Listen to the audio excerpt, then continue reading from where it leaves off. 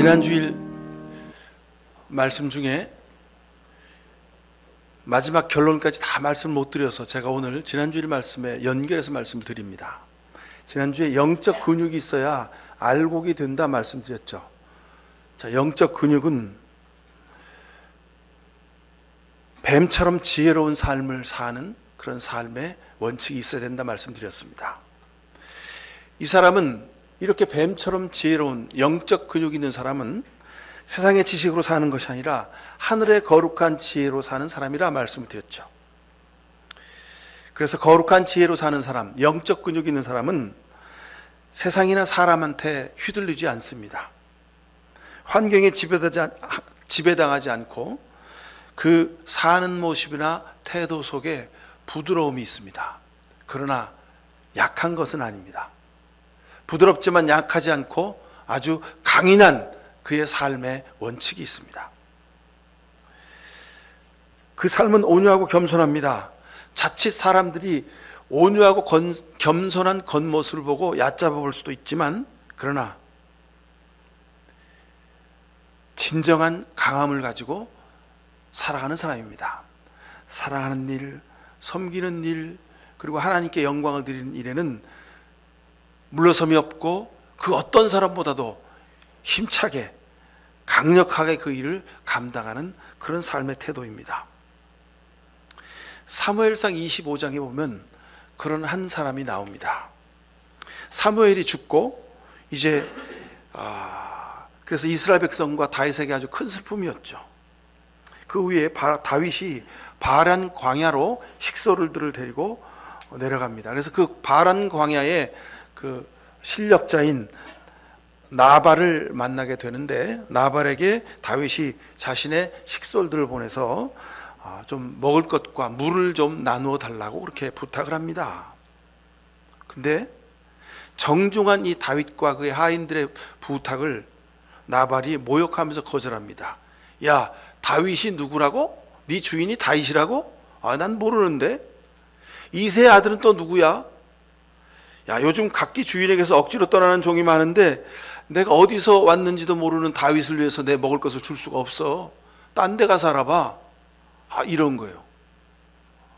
주기 싫으면 그냥 안 준다 그러면 될 텐데 다윗의 이름을 모욕한 겁니다. 자, 그 이야기를 다윗의 종들이 다윗에게 가서 전했습니다. 나발이 이렇게 얘기하면서 주인님을 모욕했습니다. 그리고 물을 한 방울도 얻지 못했습니다.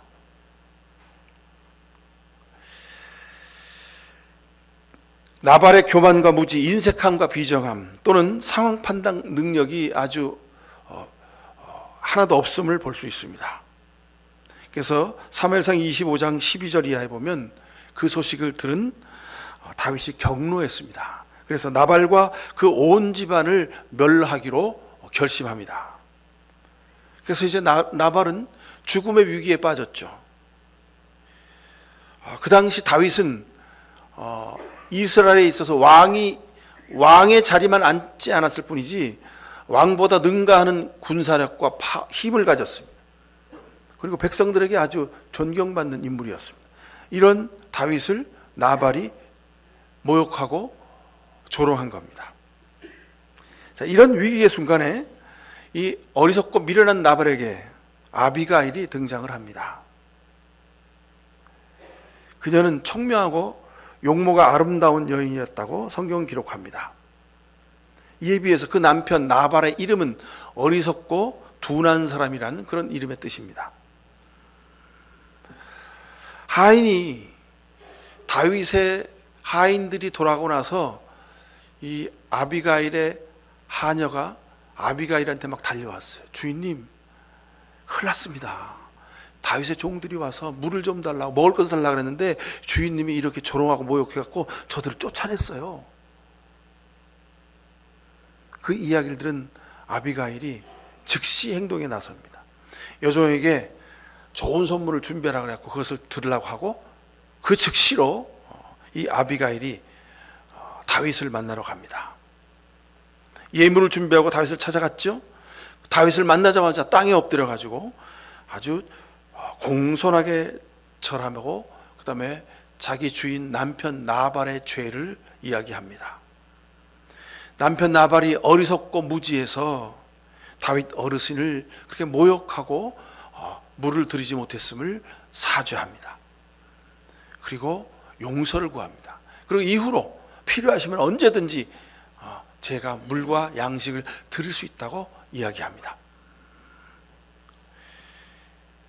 다윗 어르신은 장차 이스라엘의 왕이 되실 분이고 하나님의 사람이기에 무죄한 사람의 피를 흘려서 보복하는 죄를 짓지 않으실 줄을 제가 안다고 그렇게 이야기합니다. 아비가일은 이미 알았던 거죠. 나발이 비록 좀 먹을 것이 많고 돈이 많은 그런 부자이지만 다윗이 마음만 먹으면 우리 집안을 다 몰살시킬 수 있었다는 것을 압니다. 그래가지고 다윗은 아주 위대한 어른이시고 그리고 하나님을 사랑하는 분이기에 이런 잔인한 보복을 하지 않으시리라고 압니다. 이렇게 미리 이야기를 하는 겁니다. 이 아비가일의 이런 지혜로운 말과 겸손한 태도는 분노에 휩싸여서 나발을 죽이려고 했던 그 다윗의 마음을 녹여냅니다. 그리고 다윗은 하나님께서 아비가일을 보내서 자신이 죄를 지을 뻔한 일을 막으셨음을 깨닫고 아비가일을 축복하면서 아비가일을 그대로 돌려보냅니다. 사무엘상 25장에는 아비가일이라는 한 여인을 통해서 뱀처럼 지혜롭게 결단하고 행동하는 겸손과 부드러움의 말을 통해서 하나님의 뜻을 이루는 아름다운 이야기를 기록해 놓고 있습니다. 이것이 바로 뱀처럼 지혜로운 사람입니다. 하나님의 지혜로 온유하고 겸손하게 다윗의 용서를 죄사함을 받은 이 아비가일, 이 사람이, 이 여인이야말로 진정으로 하나님의 지혜를 가지고 사는 사람입니다. 바라기는 여러분 모두도 이런 하나님의 은혜와 지혜를 가지고 사는 사람들 되실 수 있기를 바랍니다. 내가 물질이 있다고, 내가 지혜가 있다고, 권력과 힘이 있다고 자랑할 것이 아니라 하나님 앞에서 겸손히 무릎 꿇어 하나님의 도우심을 구하는 이 아비가일의 지혜야말로 여러분의 가문과 여러분의 생업을 잘 지켜내는 영적 근육임을 다시 한번 깨달아 아실 수 있기를 바랍니다. 하나님이 선택하고 오늘 이 자리에 여러분을 부르셨습니다. 시편 33편 12절 이하에 보면 주님이 그들의 하나님이 되시기로 한 나라 곧 주 하나님이 그의 기업으로 선택한 백성은 복이 있다 그랬습니다. 주님은 하늘에서 그거 보시고 사람들을 낱낱이 살펴보신다. 계시는 그곳에서 땅 위에 있는 사람을 지켜보신다. 주님은 사람의 마음을 지으신 분, 사람의 행위를 모두 아시는 분이다. 우리가 뱀처럼 지혜로워야 할 이유가 여기 있습니다. 하나님이 사람을 지으셨고 사람의 마음도 사람의 행하는 모든 것도 다 알고 계신다고 말씀하십니다. 그러니 행여 우리가 세상에서 살다가 남에게 온유하고 겸손한 말과 태도 때문에 상대가, 세상이 여러분을 우습게 보거든, 여러분 거기에 연연하지 마십시오. 하나님이 내게 주신 은혜와 사랑을 따라서 살아가는 삶이면 족한 것입니다.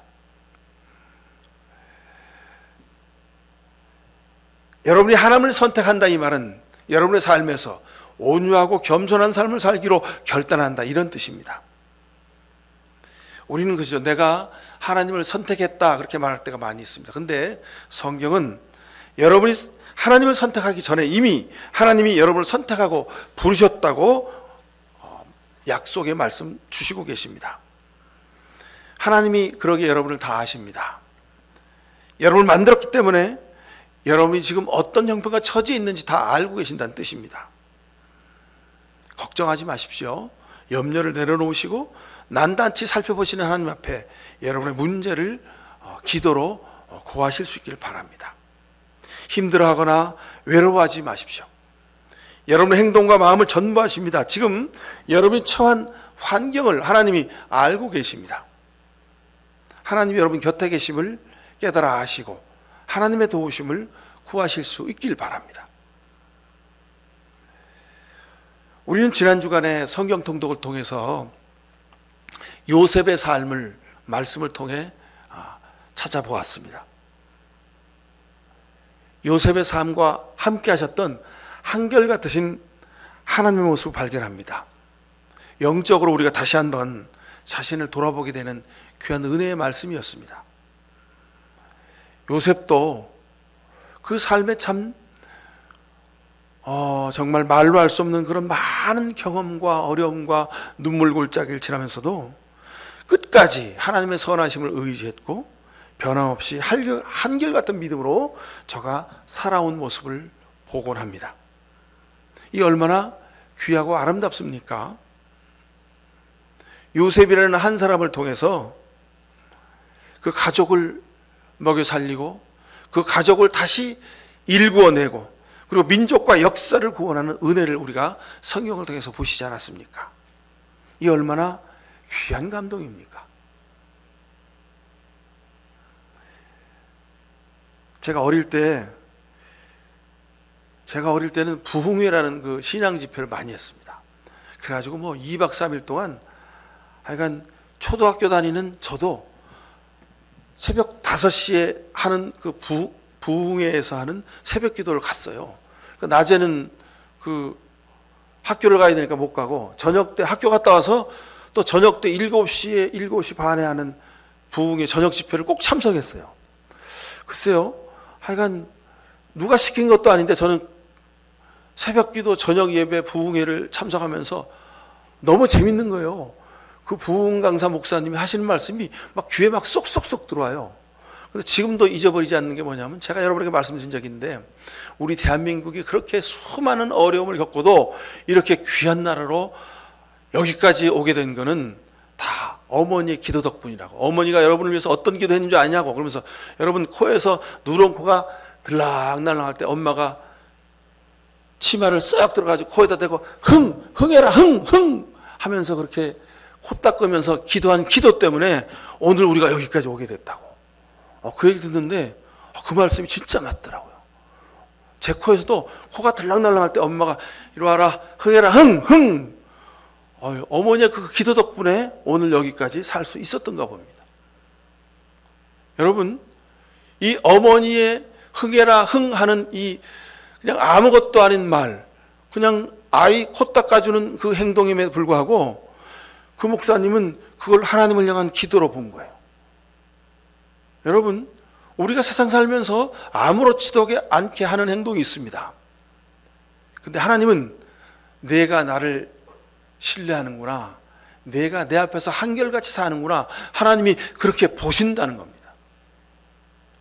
여러분, 제가 하는 말씀 드릴까요? 여러분, 밥하고 나면 밥솥 뚜껑을 열죠? 전기밥솥인지 앙면솥에 뚜껑을 딱 열면 김이 확 납니다. 그럼 여러분, 주걱을 딱 들고 밥을 푸실 때 뭘 하세요? 밥 푸시기 전에 꼭 그거 하세요, 여러분. 그 밥 위에다가 이렇게 주걱으로 또는 숟가락으로 십자가를 하나 그으세요. 하나님, 오늘도 우리 가족 건강하게 하시고 지켜주세요. 그리고 밥을 푸세요. 여러분, 엄마의 밥뚜껑 열고 하는 그 십자가 성호를 그으면서 드리는 그 기도, 그 기도가 세계 최고의 기도입니다, 여러분. 그 기도로 여러분 자녀들과 여러분 가정과 이 나라의 민족을 지켜가실 수 있기를 축원합니다. 세상에는 보는 사람, 듣는 사람, 또는 보지 못하는 사람, 듣지 못하는 사람이 있습니다. 눈앞에 보이는데 왜 못 볼까요? 귀에 들리는데 왜 못 들을까요? 그 속에 하나님을 믿는 마음이 없기 때문에 보여도 보지 못하고 들려도 듣지 못하는 거예요. 근데 믿음의 눈으로, 믿음의 귀로 들으면 흥해라 흥 하는 그 소리가 엄마가 자식을 위해서 하는 기도로 들리는 거예요. 엄마가 자식을 위해서 축복하는 모습으로 보이는 거예요. 이런 눈으로 창세기를 비롯한 모든 성경은 다 기록되어 있는 겁니다. 믿음의 눈으로 기록된 책이 성경입니다. 창세기 42장 8절에도 이렇게 기록되어 있죠. 요셉은 형들을 알아보았으나 형들은 요셉을 알아보지 못하였다. 세월이 지났으니까. 그리고 국무총리로 앉아있는 저 사람이 우리가 죽이려고 우물에 던져넣었던 그 동생 요셉인 줄 꿈에도 예상 못했던 거죠. 그러니까 못 알아본 거예요. 알아볼 수가 없었던 거예요. 성경에도 요셉은 형들을 알아보았지만 형들은 요셉을 알아보지 못했다 그랬습니다. 여러분은 알아보는 사람, 알아보는 자리, 알아보는 눈을 가지고 살아가실 수 있길 바랍니다. 세상 사람들은요, 하나님의 의도를 알지 못하지만 믿음의 눈으로 보면 모든 순간의 행동의 말 속에 하나님의 뜻이 담겨져 있습니다. 그러기에 믿음의 눈으로 보고 듣는 것이 참으로 중요합니다. 저는 그런 생각을 합니다. 요즘 뉴스를 이렇게 보면서 얼마 전에 미국 대통령과 우리 한국 대통령이 정상회담을 하고 무슨 협상을 하고 그 다음에 중국에 갔다 오고 또 일주일 뒤에 일본에 갔다 오고 막 이렇게 바쁜 그런 많은 그 우리나라 대통령이 그 일하는 모습을 가만히 봅니다. 저는 그 모습 속에서 하나님이 우리가 뽑은 지도자와 하나님이 동행하시고 하나님이 그를 돕고 계시는구나 하는 모습을 보게 됩니다.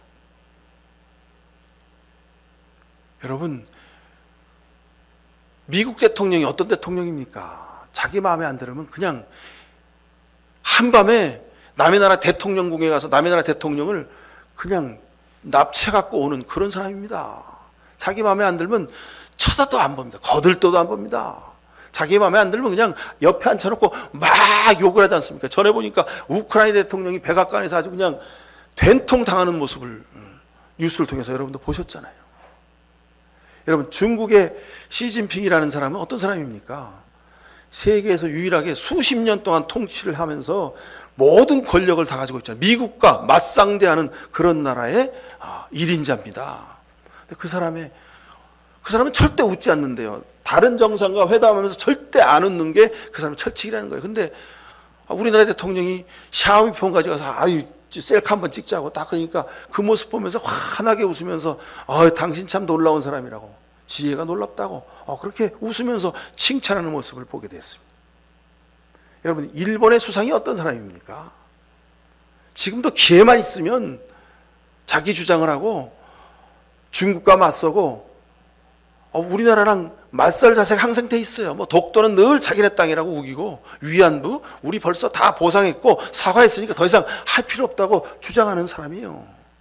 그런데도 그 사람이 자기의 그 모습을 다 감추고 우리나라 대통령과 같이 웃으면서 인사하고 진심으로 회담을 하고, 그리고 하여간 작은 거지만 그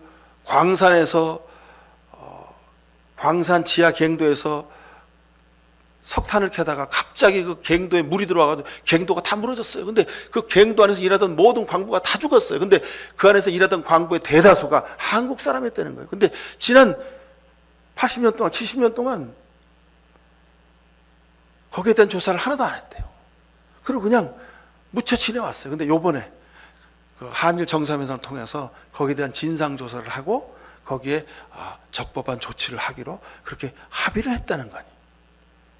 그 모든 모습을 보면서 요셉과 함께 하셨던 하나님이 우리나라 지도자와 함께 하셔서 하나님이 이 나라를 잘 이끌어 주시는 모습을 볼 수 있어서 얼마나 감사한지 모르겠습니다.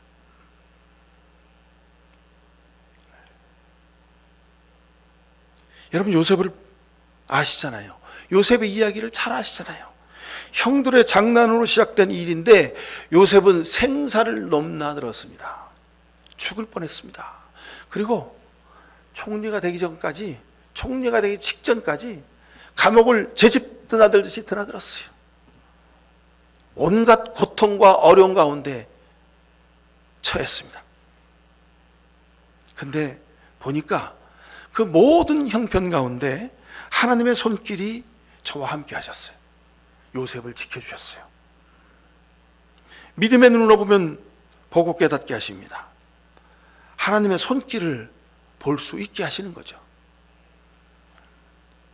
제가 오늘 여러분들에게 우리나라 대통령에 대해서 말씀드렸는데, 말씀드린 김에 한 가지만 더 말씀드리면, 아직도 우리나라 백성, 국민들 중에서 약 20%에 달하는 사람들이, 그 20% 안에는 크리스찬들이 아주 많습니다. 이런 생각을 가진 거예요.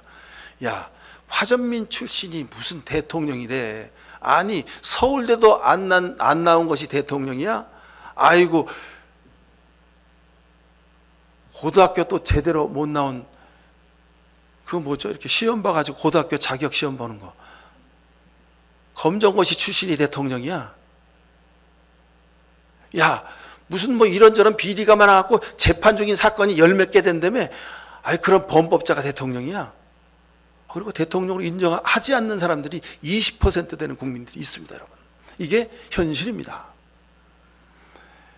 여러분, 그렇다고 우리가 그 사람들의 말이나 생각에 영향받아가지고, 아, 그래, 우리가 뽑은 대통령이 범법자야? 아유, 고졸 출신이야? 아유, 화전민 출신이야? 아무 뼈대도 없는 가난한 집안 출신이야? 거기에 우리가 영향받을 이유가 없습니다. 우리가 뽑은 대통령이 하나님의 은혜와 인도하심으로 이 백성을 잘 인도하고 하나님을 두려워하는 사람으로 잘 나라를 이끌어가고 살림해 갈 수 있도록 우리가 기도해야 합니다. 여러분, 길거리 보세요. 중국의 선거 개입, 부정선거, 뭐 선거는 무효다. 그리고 황교안이라고 하는 사람이 아주 무슨 당을 만들어가지고 하여간 서울 시내 곳곳에 사거리마다 그 프랭카드를 다 붙여놨어요. 황교안이라는 사람은 어떤 사람입니까? 어느 교회 장로예요, 그 사람. 평생 예수 잘 믿고 아주 뭐 교회에서 신실한 사람이라고 소문난 사람이에요. 근데 그런 사람들이 정신 빠진 짓을 하고 있는 것을 봅니다. 우리나라 기독교인 중에 30% 되는 사람들의 그 대표적인 의견이에요, 그 사람. 우리가 사는 시대가 이런 시대입니다. 야, 요셉 그 집에서 형들한테 우물에 빠져가지고 별 볼 일 없는 놈이야. 그거 어디 근본도 없는 놈이 이집트에 와가지고 무슨 뭐 왕한테 신을 받았다고? 왕의 꿈을 해석했다고? 야, 그 요셉이라는 녀석 말 듣지도 마. 그건 곧 감옥에 갈 놈이야. 그건 감옥에 맨날 들락날락 하던 놈이야. 그런 이야기를 하는 겁니다. 근데 여러분, 우리는 가만히 봅니다. 뭐 중국이 우리나라 선거에 개입해가지고 대통령 선거가 전부 다 부정선거였다고 말을 하든 안 하든 말든 간에 우리가 가야 될 생각은 뭐냐면, 하나님이 그 모든 것을 다 보고 그렇게 억지 주장을 하고 거짓을 말하고 불의를 얘기하는 사람들까지도 다 하나님이 쓰신다는 거 아닙니까?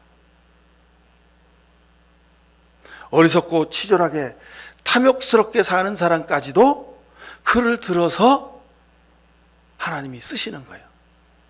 얼마나 어리석고 치졸하고 탐욕스럽냐 하면, 자기 밑에 사람이 잘못을 한 일을 보고 자기가 시켜서 잘못을 다 했어요. 근데 내가 그 일을 시켰어. 근데 내가 죄를 크게 받을 것 같으니까 나는 그런 일을 시킨 적이 없다는 거예요. 쟤들이 다 잘못했다는 거예요. 왜 내가 그 일을 하도록, 그 일을 할 때 왜 말리지 않았냐고. 쟤들이 잘못했다고. 그렇게 자기 아랫사람들한테 책임을 다 전가하는 거예요. 이만큼 어리석고 치졸하고 탐욕스러운 사람까지도 하나님이 쓰시는 거예요.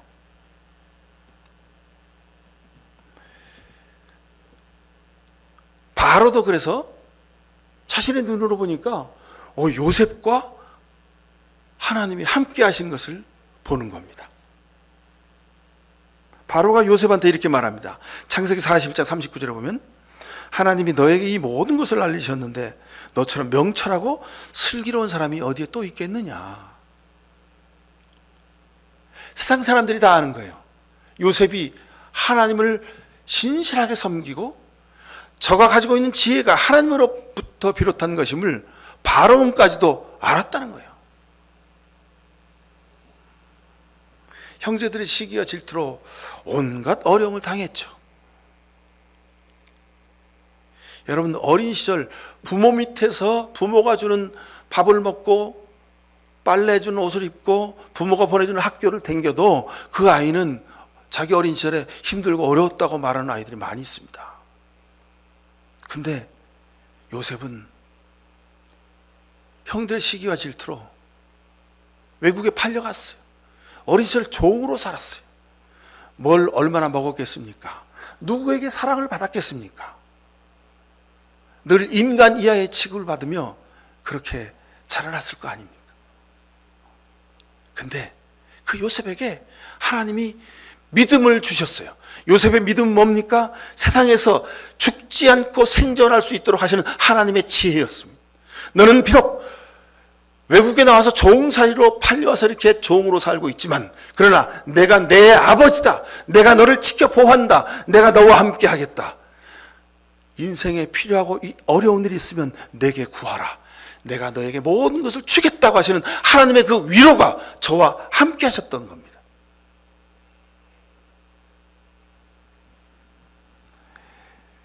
생각만 해도 지난날 생각하면 분노와 미움이 치밀어 오릅니다. 내가 죽을 뻔하다 살아났고, 그리고 감옥을 들락날락하고 외국에서 종으로 살면서 많은 사람들에게, 이집트 백성들한테 사람 취급 못하고 못 당하고 그렇게 살아온 일들을 돌이켜 생각해 보면 그 모든 것이 그 형들 때문이었어요. 남보다도 못한 그 형제들 때문에 내가 이 죽을 고생을 한 거 아니에요. 근데 그 형제들이 내 눈앞에 있는 거예요. 나는 지금 총리의 자리에 앉아 있고 그 형제들이 내 눈앞에 있는 거예요. 근데 요셉이 하는 이 말을 들어보십시오. 45장 5절에 요셉이 이렇게 말합니다. 형들 앞에서 총리인 자기가 내가 형님들의 동생입니다, 요셉입니다 다 밝히고 나서 이렇게 말합니다. 그러나 이제는 걱정하지 마십시오. 자책하지도 마십시오.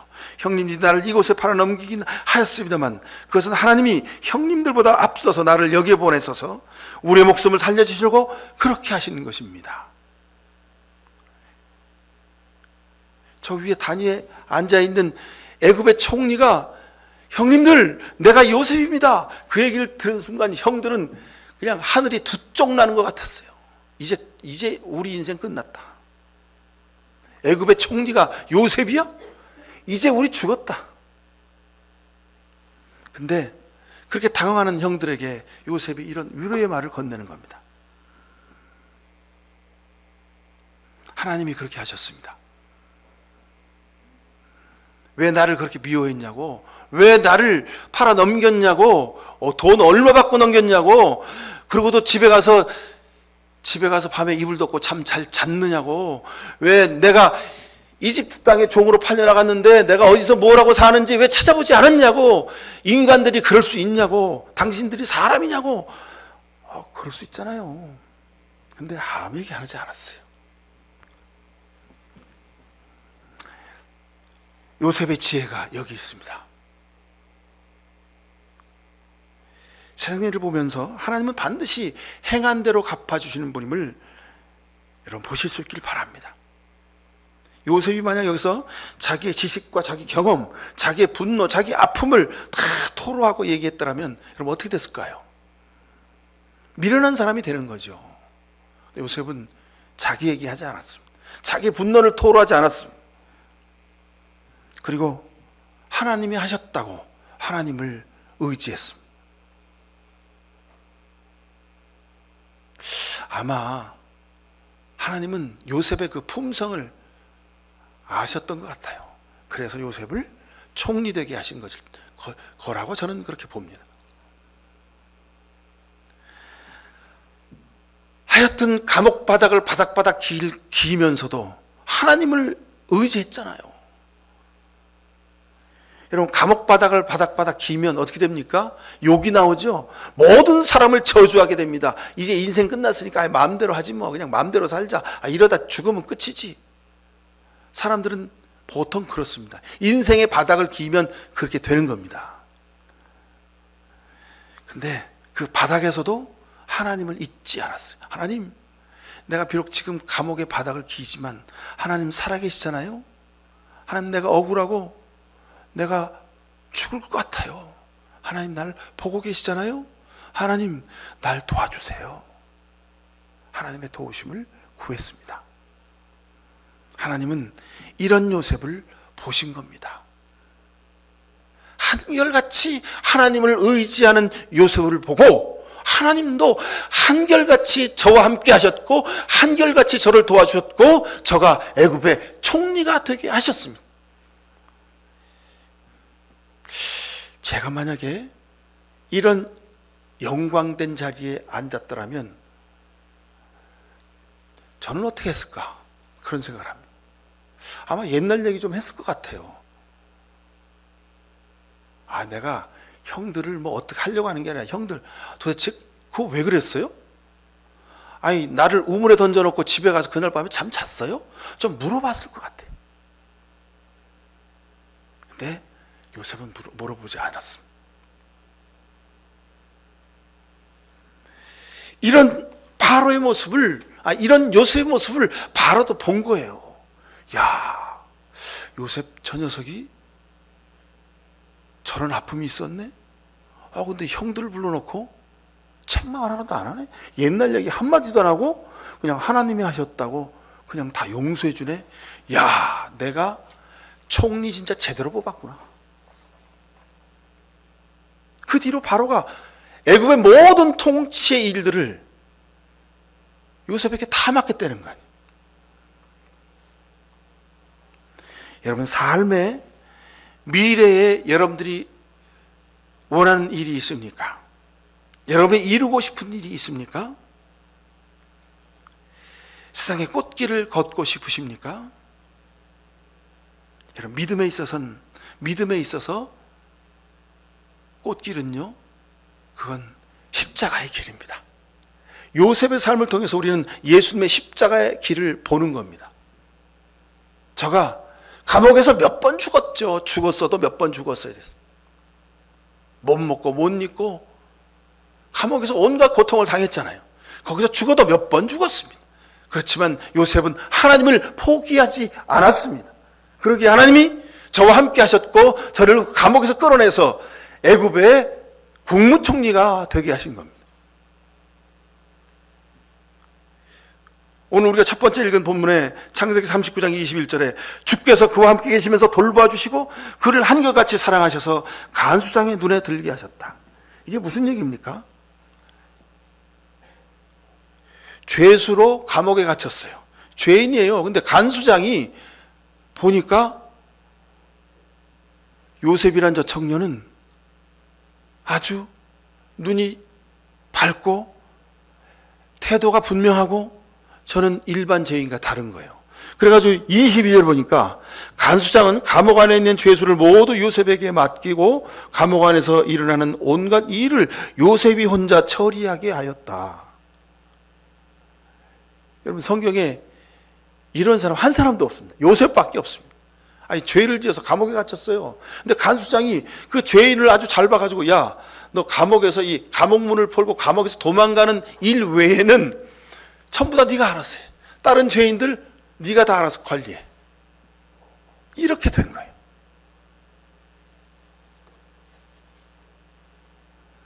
왜 이런 일이, 이 상식적이지 않는 일이 일어났습니까? 우물에 던져서 죽을 뻔했을 때도, 보디발 아내에게 유혹당할 때도, 억울하게 감옥살이 할 때도 요셉은 변함이 없었습니다. 늘 그대로였습니다. 늘 똑같았습니다. 무엇이? 하나님을 믿는 믿음, 그것이 늘 변함없었습니다. 그렇잖아요. 어려운 순간순간마다 믿음을 지켰는데 계속 어려움이 계속 반복되는 거예요. 하나님은 안 계신가 보다. 하나님 없잖아요. 하나님 나를 잊으셨죠. 이제 내 맘대로 살게요. 그냥 내 맘대로 살다가 그냥 죽으면 끝이잖아요. 이럴 수 있는데도 불구하고 요셉은 자신의 삶의 어려움과 고난이 계속 반복되는데도 불구하고 저는 신실하게 하나님과 함께 살려고 노력했습니다. 기억하십시오. 우물 속에 죽는 순간이 닥치더라도, 감옥에서 모든 희망이 끊어졌더라도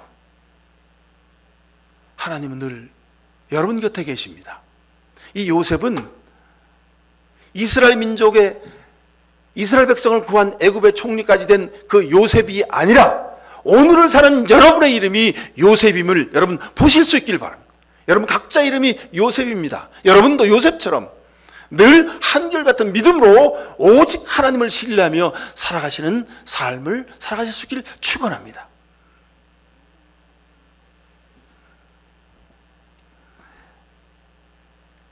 요셉은 권력과 명예와 부를 이루었습니다. 여러분 보십시오. 제가 말씀드렸는데 만약 내가 국무총리 자리에 앉으면 어떻게 할까요? 여러분도 한번 생각해 보십시오. 요셉은 그 모든 아픔과 눈물의 과정을 거쳐서 국무총리가 되었습니다. 그런데 그 자리에 앉아서도 교만과 탐욕을 부리지 않았습니다. 총리가 되면 바로 말고 최고의 권력자가 됐지 않습니까? 그러면 자기가 하고 싶은 대로 할 수 있잖아요. 아니요. 요셉이 하고 싶은 대로 했습니다. 어떻게 해요? 자기 형들을 다 용서하고 저들에게 사랑을, 온유함을, 겸손함을 다 보여주었습니다. 전부 다 하나님이 하신 일입니다.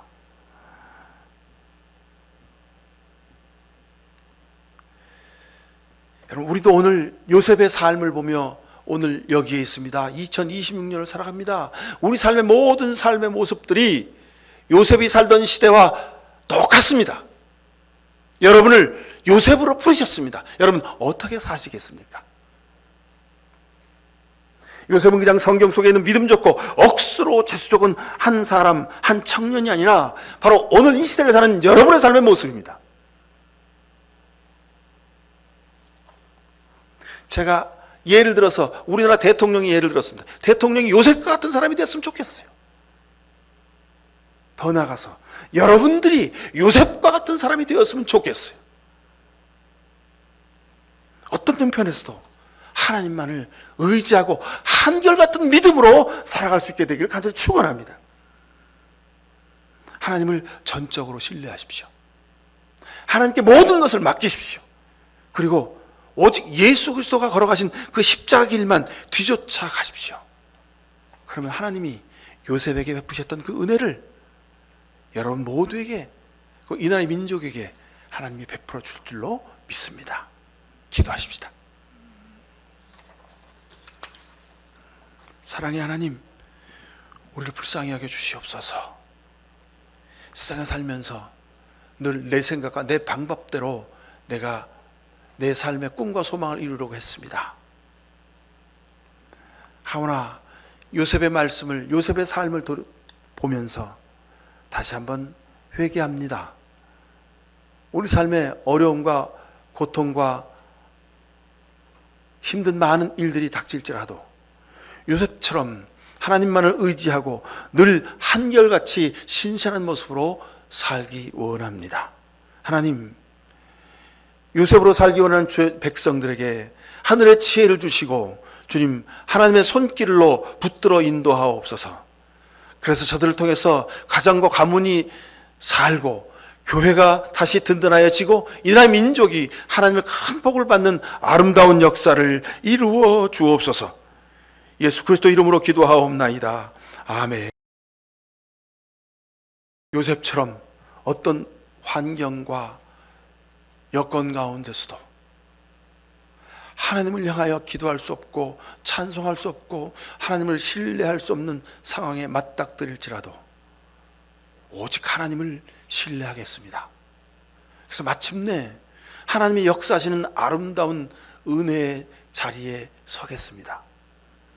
이런 귀한 믿음의 결단하고 세상으로 나가는 이 시대의 요셉들과 같은 이 시간 머리 숙인 모든 주의 백성들 머리 위에 하나님 아버지의 귀하신 사랑과 예수 그리스도의 십자가의 은혜와 성령의 복 내리심이 저들의 살아가는 가정과 자녀와 일터 위에, 저들의 눈물로 기도하는 기도의 제목들 위에, 그리고 이 나라 민족의 역사 위에 지금도 영원히 함께해 주시옵기만을 간절히 축원하옵나이다. 아멘.